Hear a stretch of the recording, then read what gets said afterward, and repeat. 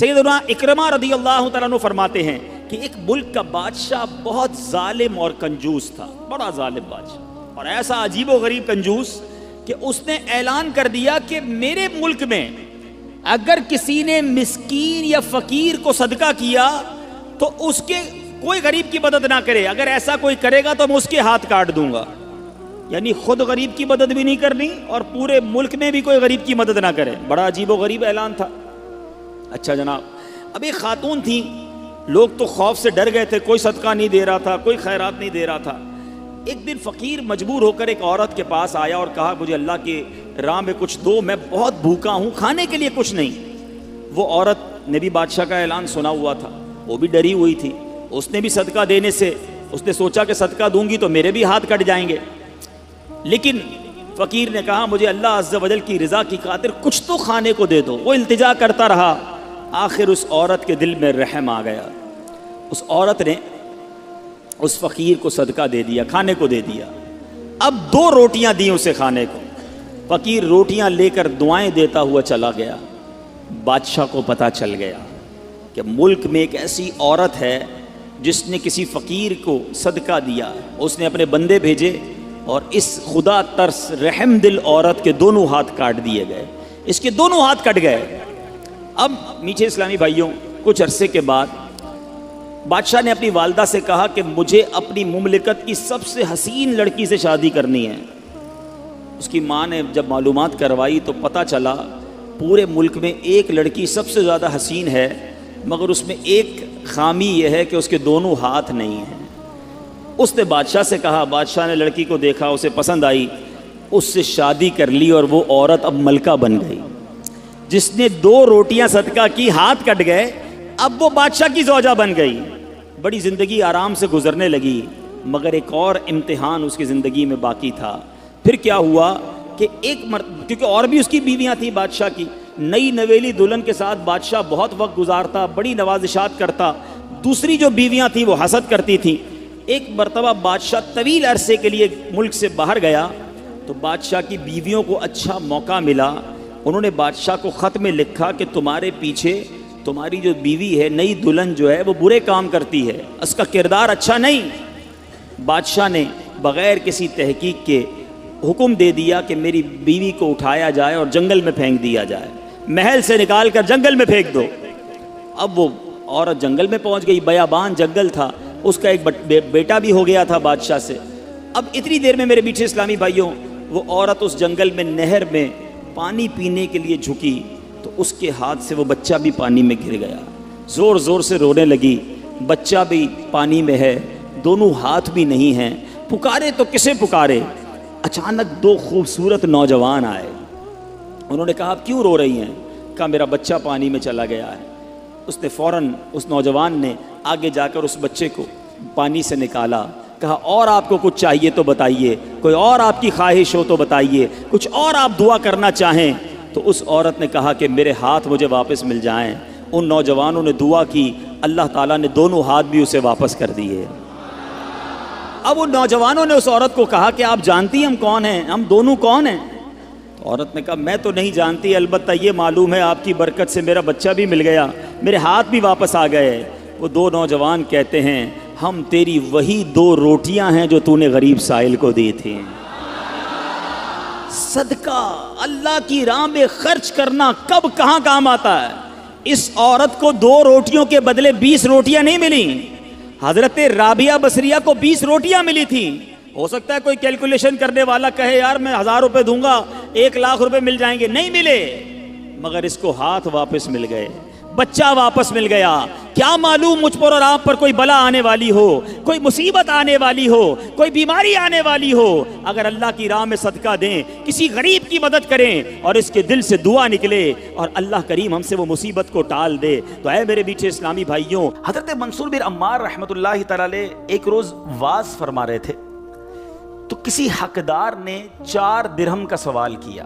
کوئی غریب تھا، مسکین تھا، اس نے 4 درہم کا سوال کیا تو آپ رحمۃ اللہ تعالی علیہ نے اعلان کیا کہ جو اس کو 4 درہم دے گا میں اس کو 4 دعائیں دوں گا۔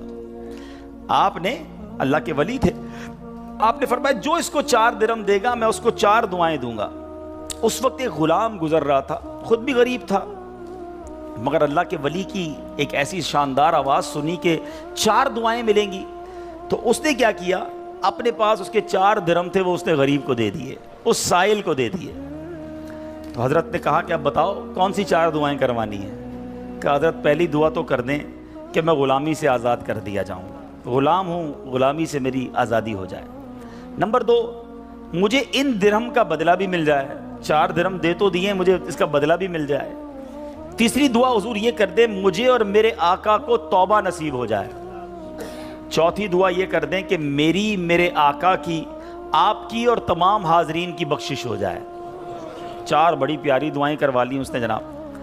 اب آقا کے پاس جب وہ غلام پہنچا تو آقا کہتا اتنی دیر کیوں ہو گئی، کدھر رہ گئے تھے بھائی، کئی کام سے بھیجا تھا، اتنا لیٹ؟ کہتا ہے حضور ایسا ایسا ماجرا ہوا، راستے میں حضرت منصور اللہ کے ولی وہ کہہ رہے تھے جو 4 درہم دے دے میں 4 دعائیں کروں گا، میں نے تو 4 درہم دی اور 4 دعائیں کروا کے آیا ہوں۔ کہا اچھا بتاؤ دعائیں کون سی تھیں، پہلی دعا بتاؤ۔ کہا حضور میں نے پہلی دعا تو کی کہ اللہ مجھے غلامی سے آزاد کر دے۔ آقا کہتا ہے جا تو غلامی سے آزاد ہے۔ پہلی دعا فوراً قبول ہو گئی نا، پہلے آقا کو دعا سنائی، آقا کہتا ہے جا تو غلامی سے آزاد۔ کہا بتا دوسری دعا کون سی کروا کے آیا؟ کہا حضور دوسری دعا میں نے یہ کی کہ جو 4 درہم میں نے دیے ہیں مجھے اس کا بدلہ مل جائے۔ غریب آدمی تھا ظاہر ہے، تو آقا نے کہا کہ میں نے تجھے 4 درہم کے بدلے 4000 درہم دیے۔ ارے بھائی واہ بھائی، تیسری دعا بتا کون سی کروا کے آیا؟ کہا حضور تیسری دعا میں نے کی کہ مجھے اور میرے آقا کو گناہوں سے توبہ کی توفیق نصیب ہو۔ یہ سنتے ہی آقا واقعی آقا تھا، اس کی زبان پر استغفار جاری ہو گیا، کہنے لگا یا اللہ میں اپنے پچھلے سارے گناہوں سے توبہ کرتا ہوں۔ کہا اب بتا چوتھی دعا کیا کروائی تھی؟ کہا حضور چوتھی دعا یہ تھی کہ آپ کی یعنی میرے آقا کی، میری اور تمام حاضرین اجتماع کی مغفرت ہو جائے۔ یہ سن کر آقا نے کہا 3 باتیں تو میرے اختیار میں تھیں، وہ میں نے کر لی، چوتھی میرے ہاتھ میں نہیں ہے، مغفرت کرنا تو اللہ کا کام ہے نا۔ اسی رات آقا نے خواب میں کسی کہنے والے کو سنا کہ جو تمہارے اختیار میں تھا وہ تم نے کر دیا، اور میں ارحم الراحمین ہوں، میں نے تمہیں، تمہارے غلام کو، منصور بن عمار کو اور تمام حاضرین کو بخش دیا ہے۔ کیا بات ہے، کیا بات ہے، سبحان اللہ ہے۔ یہ میرے میٹھے اسلامی بھائیوں، یہ واقعہ جو ہے یہ کتنی زبردست موٹیویشن ہے کہ ہمیں نہیں پتا ہوتا، کسی غریب کی مدد کر کے، کسی محتاج کی مدد کر کے، کسی پریشان حال بندے کی مدد کر کے ہم کبھی کبھی ایسی دعا لے لیتے ہیں کہ ہمیں اندازہ بھی نہیں ہوتا، اور وہ ایسی دعا دے دیتا ہے کہ بگڑی بن جاتی ہے، مشکلیں ٹل جاتی ہیں۔ یہ دعائیں لینے والے بنیے، اللہ کی راہ میں خرچ کریں گے۔ آج واقعی میں صحیح بتا رہا ہوں، تو یہ بعض اوقات ایک کیفیت ہوتی ہے انسان کی کہ جب انسان کسی کی مدد کرتا ہے یا کوئی ایسا کام کرتا ہے جس سے کسی کے دل سے دعا نکلتی ہے، اور یہ تو اللہ کے ولی تھے نا، انہوں نے ہاتھ اٹھا کر یہ 4 دعائیں کی، تو سیکھنے کو یہ ملا کہ بعض اوقات اللہ کی راہ میں خرچ کر کے ہم وہ حاصل کر سکتے ہیں جو برسوں میں حاصل نہیں کر سکتے، وہ نعمتیں، وہ برکتیں حاصل ہو جاتی ہیں، وہ پریشانیاں دور ہو جاتی ہیں۔ کیونکہ روایتوں کا مضمون ہے کہ صدقہ بیماریوں کو ٹالتا ہے، صدقہ برائی کے 70 دروازے کو بند کرتا ہے، صدقہ بلا کو نیچے نہیں اترنے دیتا۔ ایک بڑی بات یاد رکھیے گا، ہمیں نہیں پتا ہوتا، ہم صبح اٹھتے ہیں مثال کے طور پہ اور کوئی بلا آنے والی ہوتی ہے، حدیثوں کا مضمون ہے جب انسان صدقہ دیتا ہے نا تو بلا اوپر سے اترتی ہے، صدقہ جا کے اسے روک لیتا ہے، انٹرسیپٹ کرتا ہے، اور یہ لڑائی جاری رہتی ہے، صدقہ بندے پر بلا اترنے نہیں دیتا۔ اب بعض اوقات کیا ہوتا ہے، کئی لوگ ہوں گے جو بیانات بھی سنتے ہیں، کتابوں میں بھی پڑھتے ہیں کہ اللہ کی راہ میں 1 خرچ کرو 10 ملتا ہے۔ اب وہ ہو سکتا ہے مسجد میں ڈبے میں 100 روپے ڈالیں اور شام دکان پہ انتظار کر رہے ہوں کہ ابھی تک 1000 روپے بنے نہیں ہیں۔ مولانا صاحب نے تو کہا تھا 1 کا 10 ہو جائے گا، کسی فقیر کو 10 روپے دیے انتظار کر رہے ہیں، 100 روپے کہاں ہے بھائی، ملٹی پلائی بائی 10 ہو کے ملنا چاہیے تھا۔ تو ہم صرف مالی فائدہ سوچ رہے ہیں۔ میں آپ سے پوچھنا چاہتا ہوں، آپ نے اللہ کی راہ میں خرچ کیا 1000 روپے، 10,000 روپے یا 1,00,000 روپے، اور اب آپ منتظر ہیں کہ ملٹی پلائی ہو جائے، لیکن کیا معلوم آپ کے گھر میں آگ لگنے والی تھی، کیا معلوم آپ کا روڈ پر ایکسیڈنٹ ہونے والا تھا، کیا معلوم آپ کا بچہ جو باہر کھیل رہا تھا اس پر کوئی خطرناک بلا آنے والی تھی، مگر آپ نے جو صدقہ دیا اس سے وہ بلا ٹال دی گئی۔ مجھے بتاؤ وہ 1000 کا 10,000 ہونا اچھا تھا یا ہم پر اتنی بڑی بلا کا ٹلنا اچھا تھا؟ تو ہمیشہ اللہ کی راہ میں صدقہ دیجئے، آپ یقین کریں آپ خوشحال ہو جائیں گے، آپ کی مشکلیں آسان ہوں گی، مگر دوبارہ وہی بات کروں گا کہ نیت اچھی ہو، صدقہ دیتے وقت، خرچ کرتے وقت، کسی کی مدد کرتے وقت احسان نہ جتانا۔ یاد نہیں تجھے تیرے بچے کی شادی میں نے کرائی تھی؟ بھول تو نہیں گیا قرضہ میں نے دیا تھا؟ ہاں تو ریڈی لگاتا تھا، میں نے تجھے جناب دکان کا کرایہ دیا تھا۔ یہ احسان جتا کر تو صدقہ ضائع ہو جائے گا۔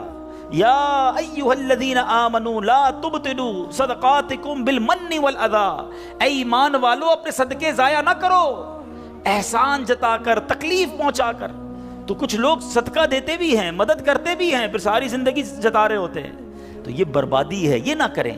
بس اللہ کے لیے، اللہ کی رضا کے لیے آپ خرچ کریں اور پھر دیکھیں اس کی برکتیں کیسے ملتی ہیں۔ قرآن میں اللہ تبارک و تعالیٰ اپنی راہ میں خرچ کرنے والوں کو کیسا مژدہ سناتا ہے، کیسی خوشخبری ہے، کیسا فرمان ہے۔ اللہ فرماتا ہے ان المصدقین والمصدقات واقرضوا اللہ قرضا حسنا یضاعف لهم ولهم اجر کریم، بے شک صدقہ دینے والے مرد اور صدقہ دینے والی عورتیں اور وہ جنہوں نے اللہ کو اچھا قرض دیا، ان کے دونے ہیں اور ان کے لیے عزت کا ثواب ہے۔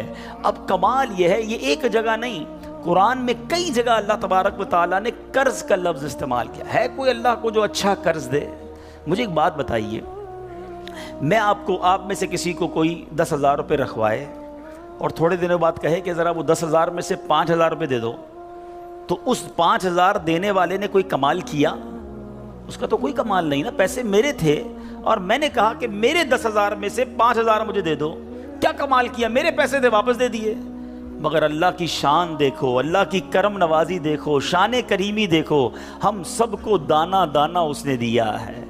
ہم تو پیدا ہوئے تھے، کپڑے بھی جسم پر نہیں تھے، کھانے کو اس نے دیا، پہننے کو اس نے دیا، گھر اس نے دیا، مال اس نے دیا، سب اس نے دیا، مگر جب اس کی راہ میں خرچ کرنے کی باری آتی ہے تو کہتا ہے، فرماتا ہے قرآن میں، ہے کوئی جو اللہ کو اچھا قرض دے؟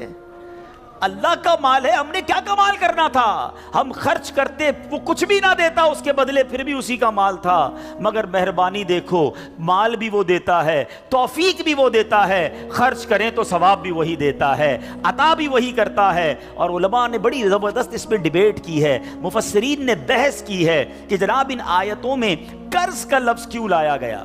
اللہ اکبر ہے۔ فرمایا جب آپ اور میں، دنیا میں بندہ کسی کو قرضہ دیتا ہے نا تو امید ہوتی ہے یہ قرضہ واپس ملے گا، اگر امید نہ ہو تو پھر یہ قرض نہیں ہے، پھر تو تحفہ ہو جائے گا نا۔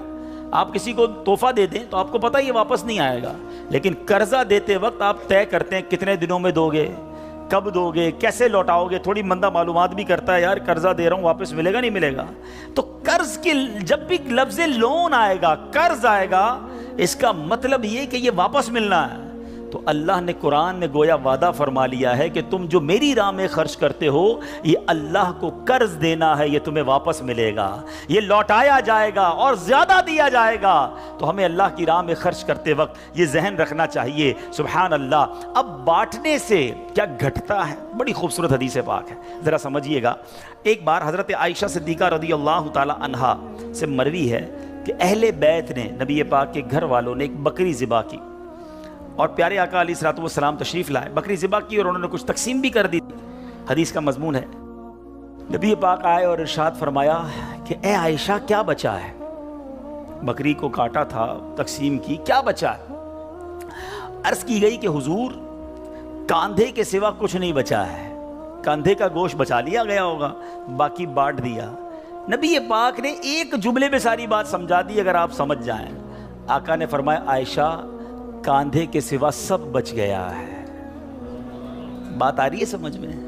کہا کیا گیا؟ حضور کاندھا بچ گیا ہے، کاندھے کے سوا کچھ نہیں بچا، اور نبی پاک نے فرمایا کاندھے کے سوا سب بچ گیا ہے، یعنی جو بٹ گیا ہے وہ بچ گیا ہے۔ یہ ذہن بنا لو کہ آج میں نے اور آپ نے جو اللہ کی راہ میں خرچ کیا وہی بچا ہے، ورنہ باقی تو ہم کھا کے ختم کر دیں گے نا۔ اگر ہم مر جائیں گے تو یہ پیسے تو بچوں کے وراثت میں چلے جائیں گے۔ میرے لیے کیا بچا ہے؟ میرے لیے وہی بچا ہے جو میں نے آگے بھیج دیا ہے، جو بانٹ دیا ہے، جو خرچ کر دیا ہے۔